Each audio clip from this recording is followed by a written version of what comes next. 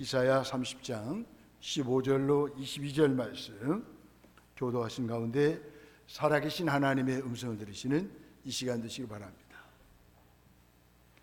주 여호와 이스라엘의 거룩하신 이가 이같이 말씀하시되 너희가 돌이켜 조용히 있어야 구원을 얻을 것이요 잠잠하고 신뢰하여야 힘을 얻을 것이거늘 너희가 원하지 아니하고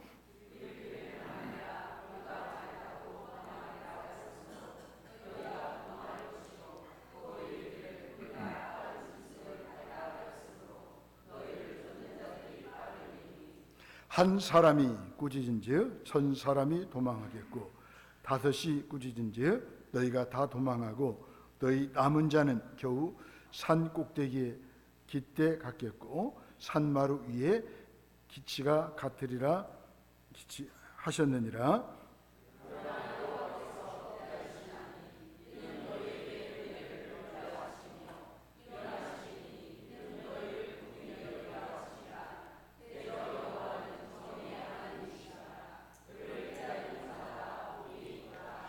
시온에 거주하며 예루살렘에 거주하는 백성이 너는 다시 통곡하지 아니할 것이라. 그가 내 부르짖는 소리로 말미암아 내게 은혜를 베푸시되 그가 들으실 때에 내게 응답하시리라.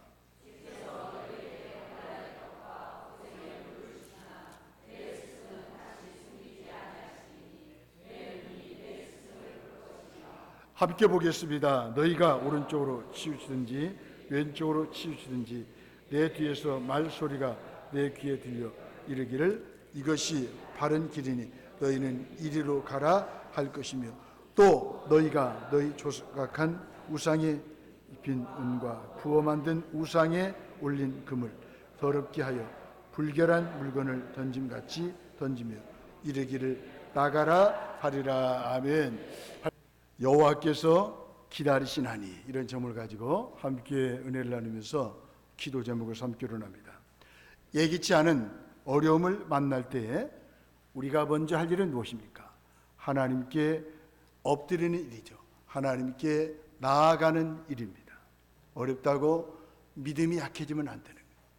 힘들다고 믿음을 포기하면 하나님이 기뻐하지 않습니다. 유다가 하나님께 묻지 않고 스스로 애굽과 동맹을 맺었습니다. 유다가 어려우면 하나님을 찾아야 되는데 애굽과 동맹하면서 하나님을 등졌습니다. 동맹하는 일보다도 그들의 진정한 왕이신 하나님을 배제한 것이 더 큰 문제입니다. 그들은 이스라엘의 도움이신 하나님보다 정치적 수완을 신뢰했습니다. 하나님의 보호보다도 애굽의 그늘을 더 의지했습니다. 애굽으로 내려간 유다 왕가의 선택을 하나님은 헛되게 하십니다. 유다는 애굽의 보호를 구하며 사신을 보냈어요.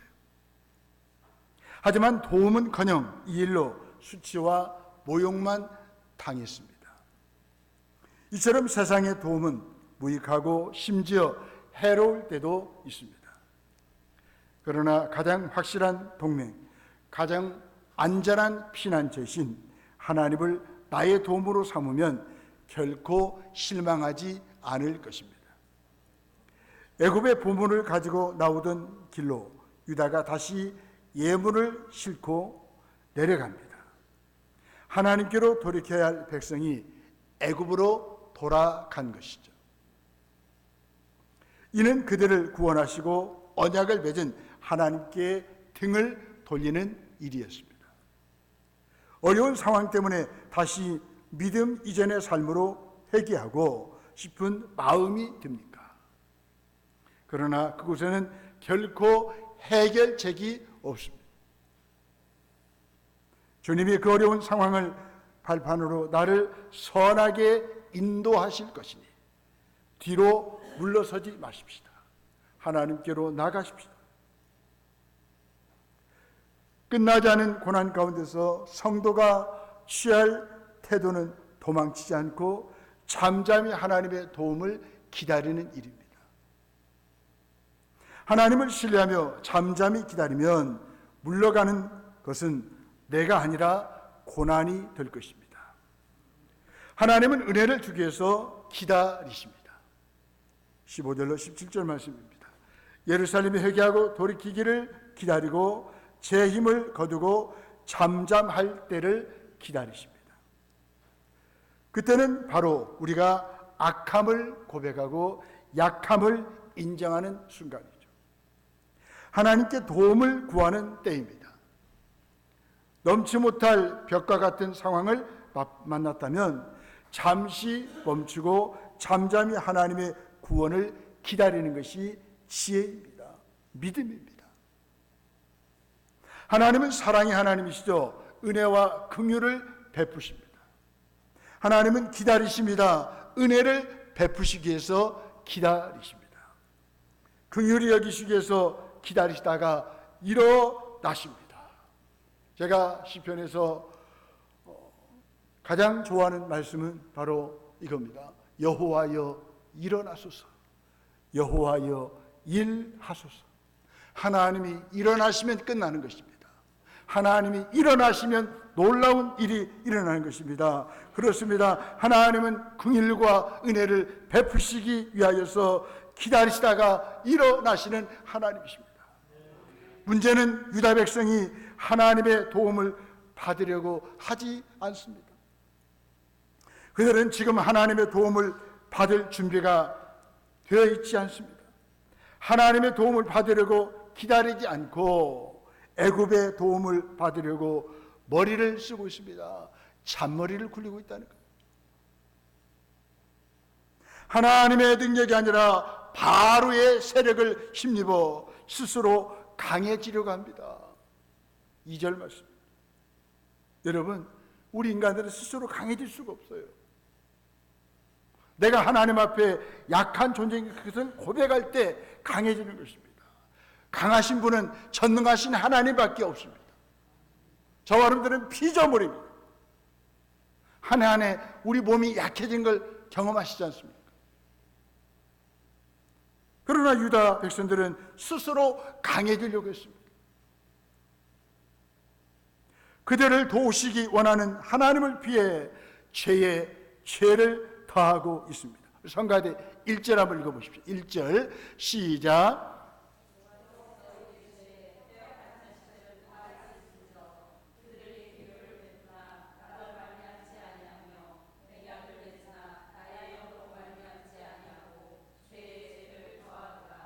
유다 백성들은 죄에 죄를 더하였습니다. 여러분, 죄가 무엇입니까? 하나님을 인정하지 않는 거예요. 하나님을 의지하지 않는 거예요. 하나님께 맡기지 않는 것입니다. 하나님께 등을 돌리는 것이 바로 죄가 아니겠습니까? 유다 백성들은 세월이 흐르면 흐를수록 죄에 죄를 더하였습니다. 별일 없을 때도 하나님을 우리는 믿어야 합니다. 평안할 때도 하나님을 믿어야 됩니다. 형통할 때, 잘 나갈 때 하나님을 믿어야 합니다. 큰 문제가 생겨도 우리의 믿음을 지켜야 합니다. 하나님과 등을 지지 말아야 합니다. 위기 앞에서 하나님을 찾아야 합니다. 성경을 말씀합니다.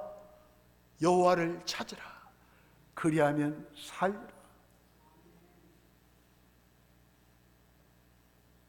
하나님을 기다려야 합니다.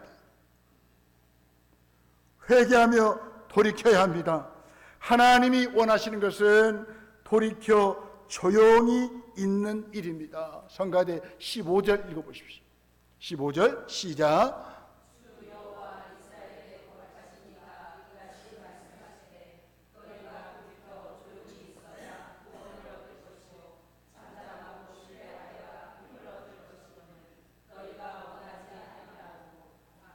아멘.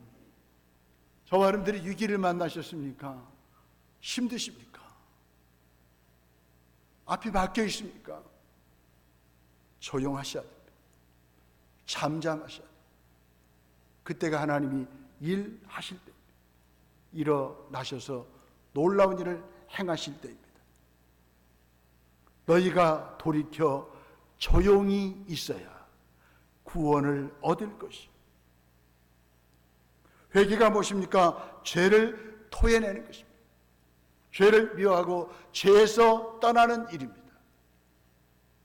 죄를 지은 것에 대해서 애통해하는 일입니다. 회개가 무엇입니까? 돌이켜 방향을 바꾸는 것입니다. 하나님은 유다 백성에게 애굽을 향하던 그들의 방향을 돌이키라라고 하십니다.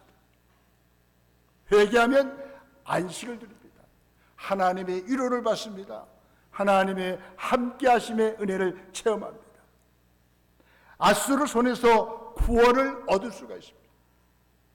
하나님은 죄를 미워하십니다. 죄가 우리의 앞길을 막기 때문이죠. 우리를 무력하게 만들기 때문입니다. 하나님을 신뢰하며 가까이 할 때 놀라운 힘을 얻습니다. 15절에 보니까 잠잠하고 신뢰하여야 뭘 얻어요? 힘을 얻을 것이며.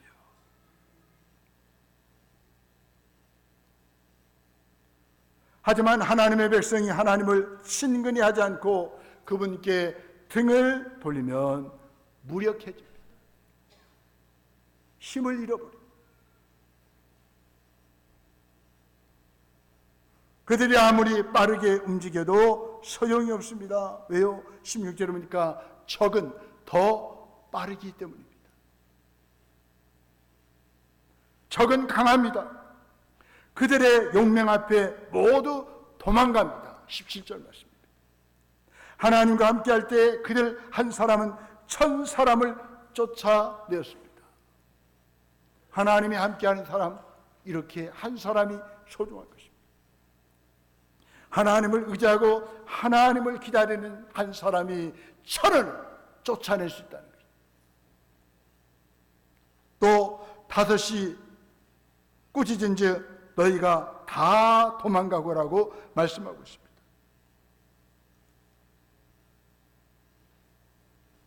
하나님과 함께할 때 그들 한 사람이 이렇게 대단한 일을 하는 것입니다. 저와 여러분들이 부족하지만 무력하지만 하나님을 기다리면 나를 뜻 하나님께서 놀라운 일을 행하실 것입니다. 죄를 회개하고 안식 중에 경험하는 것이 바로 평강입니다. 이 평강이 임할 때 병이 나아요. 삶은 번영합니다. 늘 성공적인 인생을 살아갑니다. 회개하는 순간 애굽의 그늘 아래서 하나님의 그늘 아래로 옮겨집니다. 그때 하나님의 보호 아래 거하게 됩니다. 시편 91편 1절에 말씀합니다. 전능자의 그늘 아래 사는 자요. 그렇습니다. 저와 여러분들이 믿는 하나님의 날개는 전능하신 자의 날개고 그분의 그늘은 전능하신 하나님의 그늘입니다. 여러분, 애굽의 그늘은 오래 못 가요.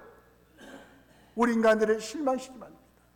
다른 나라에게 지배를 당합니다. 그러나 하나님의 그늘은 영원하다는 것입니다. 우리에게 참된 안식을 제공해 주고요, 우리의 삶을 보호해 주시는 하나님의 그늘입니다. 전능하신 하나님의 그늘 아래 사는 것이 축복입니다. 그곳이 가장 안전하기 때문입니다. 그렇다면 성도는 잠잠히 하나님을 바라보며 기다리는 사람입니다. 18절로 22절 말씀입니다. 성도가 하나님의 도움을 받으려면 잠잠히 기다려야 합니다. 어려운 문제가 생기면 우리는 당황합니다. 조바심을 가져요. 안절부절합니다. 뭔가를 해야 한다고 생각합니다.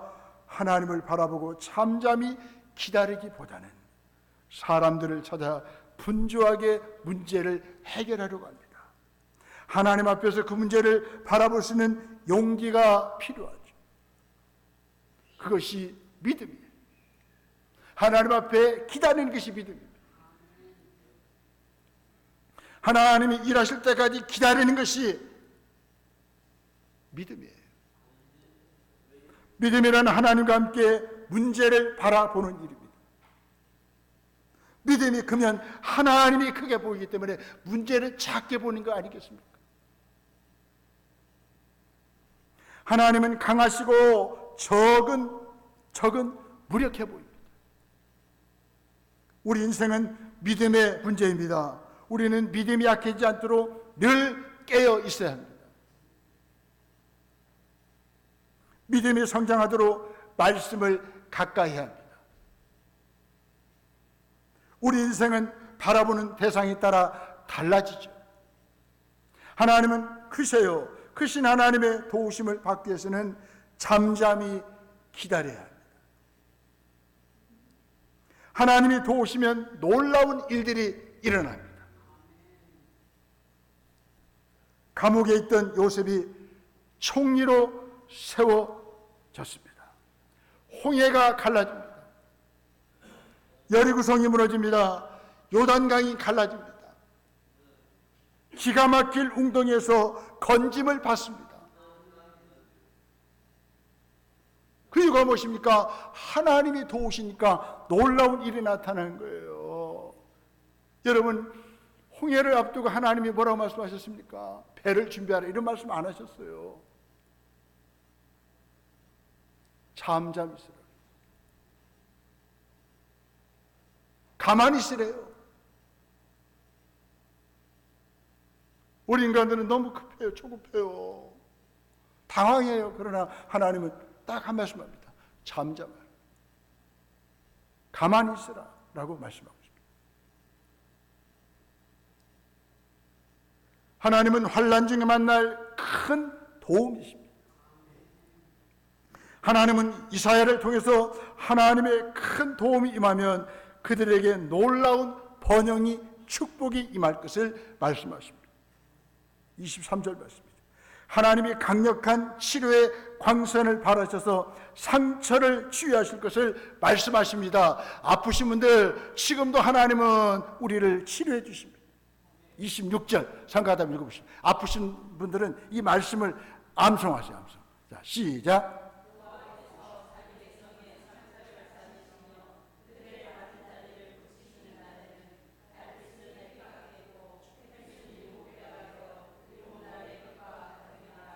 아멘. 하나님이 치료의 광선을 발하셔서 아픈 상처를 치유하십니다. 하나님의 은혜는 영적인 복뿐만 아니라 일상의 복까지도 포함합니다. 하나님이 은혜의 비를 내리시면 황폐한 땅에 풍성한 곡식이 자랍니다. 광활한 목장에 가축이 풀을 뜯습니다. 살육의 피가 흐르던 계곡에 많은 물이 흐릅니다. 누가 하셨습니까? 하나님이 하신 것입니다.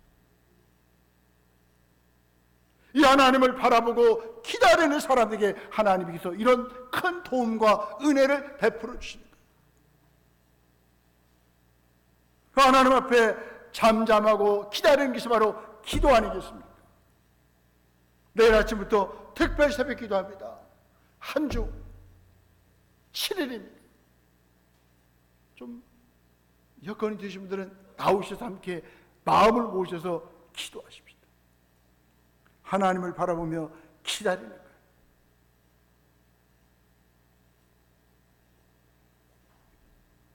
주께서 징계받은 백성의 상처를 치유하시면 유다의 캄캄한 현실은 7배의 햇빛이 비치는 것처럼 환해질 것입니다.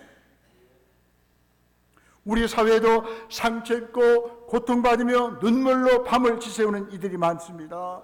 그들의 캄캄한 현실에 주님의 위로와 치유의 손길이 미치도록 기도해야 되지 않겠습니까?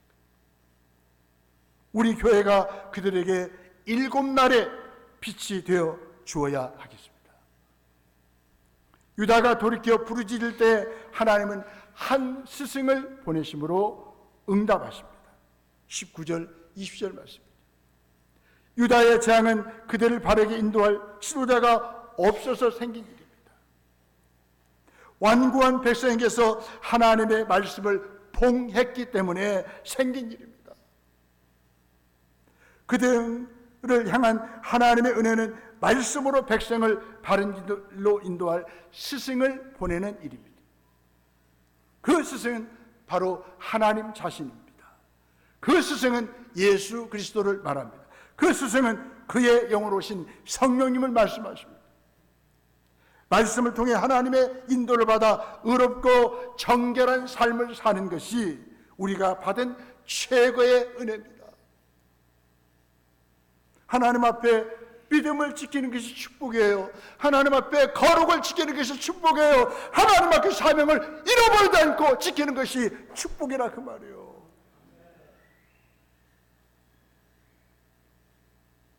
하나님의 큰 도움이 임하면 큰 문제는 큰 기적으로 나타납니다.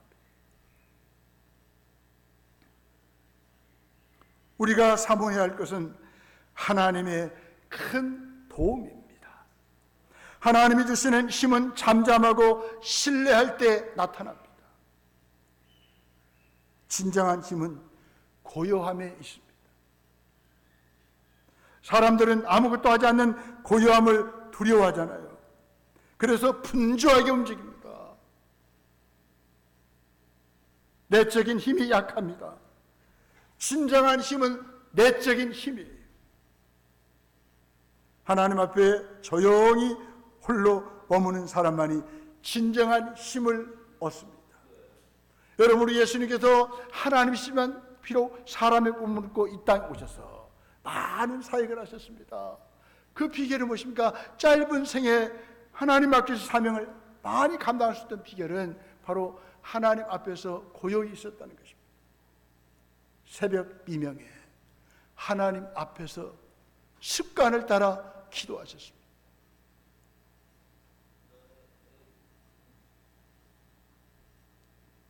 지루함을 견디지 못하기 때문에 사람들은 우상을 만듭니다.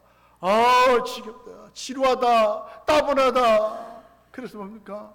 돈, 즐거움, 권력, 취미생활 이런 걸 가지고 그러니까 채워보려고 하는데 채워집니까? 그게 안 채워져요. 더 목이 마른 거예요. 여행도 너무 많이 하면 중독이 중독.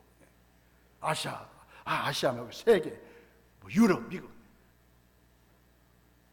저는 세계는 안 가봤지만 제일 좋은 곳이 무악산 밑에 있는데 시동교회 근처 그렇게 좋아요. 새벽기도 마치고 딱 성경책 들고 마당을 한 바퀴 돌면 왜 이렇게 좋아요?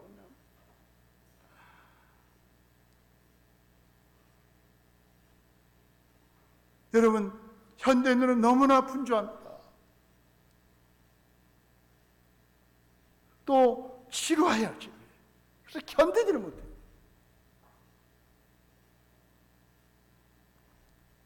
회개는 삶의 변화를 동반합니다. 하나님께로 돌아가려면 그들이 절하던 우상부터 버려요. 이 우상은요, 우리를 더 핍절하게 만들어요. 피곤하게 만들어요. 우리 예수님 말씀합니다. 하나님과 우상을 동시에 섬길 수 없다라고 말씀합니다. 마음속 우상을 버리지 않는다면 회개의 기도가 무익할 것입니다. 진정으로 드린 예배가 무익할 것입니다. 왜 우리의 삶이 지루하고 왜 이렇게 피곤하고 힘듭니까? 혹시라도 내 마음속에 아직도 우상이 자리 잡고 있지는 않습니까? 어떻게 하나님을 인생의 주인으로 보시는데 날마다 인생이 피곤하다고 힘들다고 지루하다고 그럽니까? 우리 마음을 조명을 해보셔야 돼요. 내 마음의 중심에 뭐가 자리 잡고 있는가? 이 돈 때문에 인생이 피곤한 거 아닌가? 이 쾌락 때문에 우리 인생이 피곤한 건 아닌가? 이게 다 우상이잖아요, 우상.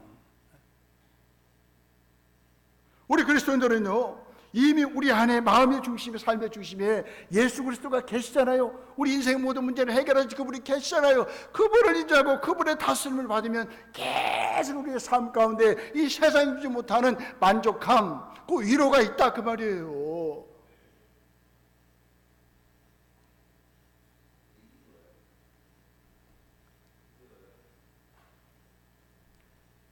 조바심과 조급함이 만들어낸 것이 시끄러운 세상 문화입니다. 영혼이 세상 문화에 영향을 받을 때 흔들리고 불안해지는 거예요.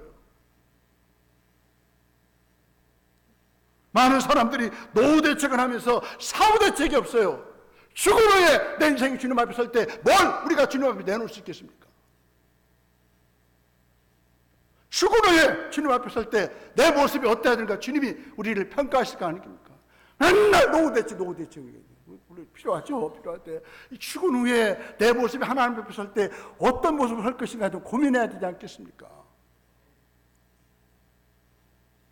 자꾸 세상의 문화에 영향을 받으니까 우리 영혼도 흔들려요. 우리 믿음도 흔들리는 거예요. 자꾸 불안해지는 거예요. 하루에 몇 분이라도 하나님 앞에 잠잠합시다. 하나님을 신뢰합시다. 우리의 힘은 신뢰하는 대상에 의해서 결정됩니다. 진정한 힘은 하나님을 신뢰할 때 주어집니다. 본문의 말씀하자 15절에 보니까 다시 한번 반복합시다. 잠잠하고 신뢰하여야 힘을 얻을 것이요. 아멘.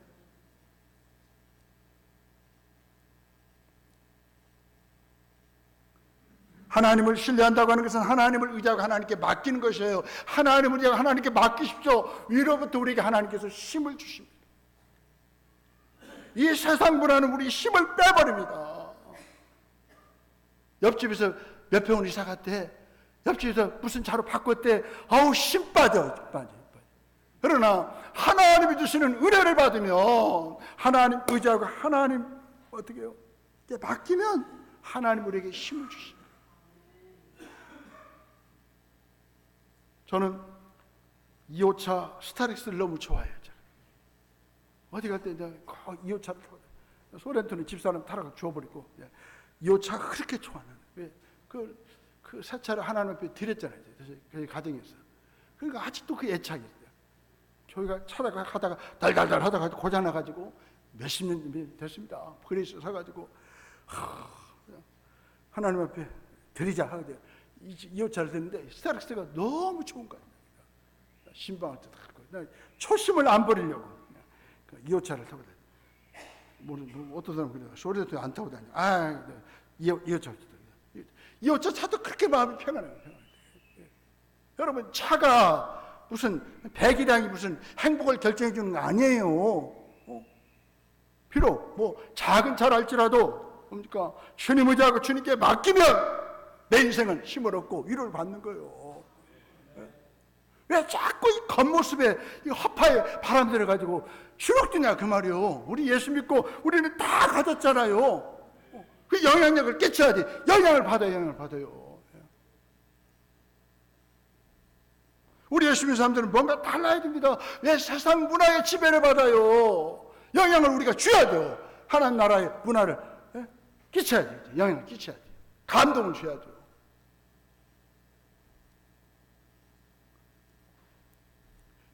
여러분 하나님을 의지하고 하나님께 맡기는 사람이 복이 있다라고 말씀하고 있습니다. 18절에 보니까 그를 기다리는 자마다 복이 있노라. 여러분 하나님을 의지하고 하나님께 맡기는 사람이 복이 있습니다. 우리 함께 하나님을 바라봅시다. 기다립시다. 신뢰합시다. 하나님이 우리에게 다 채워주십니다. 하나님을 신뢰하는 사람은 배부른 사람이에요. 하나님을 의지하는 사람이 복 있는 사람이에요. 그래서 우리가 다른 사람에게 전도를 하는 거예요. 복음을 전하는 거예요.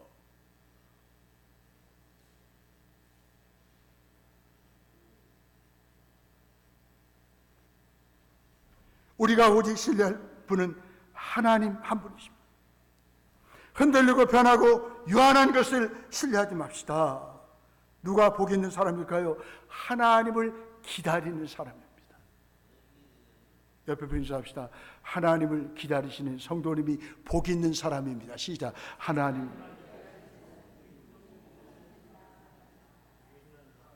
제가 신방하면서 보니까요, 너무나 허술한 집에 사는데도 그렇게 그분은 웃음이 멈추더라고요. 그게 행복이에요. 초막이나 궁궐이나 어느 곳에 있든지 내가 하나님이라고 하나님께 맡기면서 인생 살아갈 때 그 인생이 행복한 인생이 아니겠습니까? 그냥 아프면 아픈 걸 받아들이세요. 그냥. 아파도 주님이라고 하나님께 맡기면 그 인생이 행복한 인생 아니겠습니까?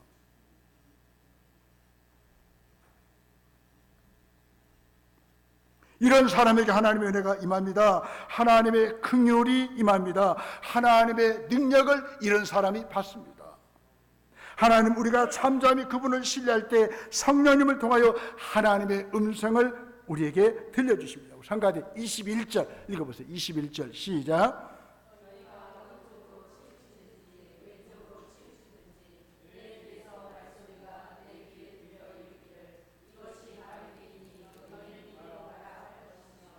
아멘. 우리가 잠잠히 하나님을 기다리고 바라볼 때 하나님 우리에게 말씀하실 것입니다. 오른쪽으로 왼쪽으로 치우치지 마세요. 말소리가 내 귀에 들려. 이 말씀이 우리를 정로, 바른 길로 인도하실 것입니다. 유다 백성들이 바른 길을 버리고 하나님을 떠났을 때 그들에게 비극이 발생한 것입니다. 반면에 그들이 애통하며 회개하고 다시 하나님께 돌이켰을 때 그들은 바른 길을 걸을 수 있었습니다. 인생이 힘들 때 여호와께서 기다리심을 기억하십시다. 하나님은 우리에게 은혜 주시려고 기다리고 계십니다. 하나님을 등지고 버린 것에서 우리가 돌이키십시다. 죄라고 하는 영혼의 노폐물을 보면 마귀가 달려옵니다. 마귀는 죄를 좋아하잖아요. 우리 영혼을 파괴시키고 우리 인생을 망가뜨리는 것이 마귀의 본성 아닙니까? 하지만 하나님을 기다리며 예수님의 피를 힘입어 회개할 때 죄는 사라집니다. 하나님의 도우심을 받기 위해서 그분을 기다리며 하나님의 그늘 아래로 들어가십시오. 하나님은 은혜를 베푸시려고 기다리십니다. 하나님을 기다리는 자마다 복이 있습니다. 영적인 복과 일상의 복까지 은혜로 주십니다. 우리에게 은혜 베풀어 주시길 기대하면서 잠잠히 주의 도움을 기다려 보면서 하루하루 살아가시는 저와 여러분들이 되시기를 주의 이름으로 축원합니다. 아멘.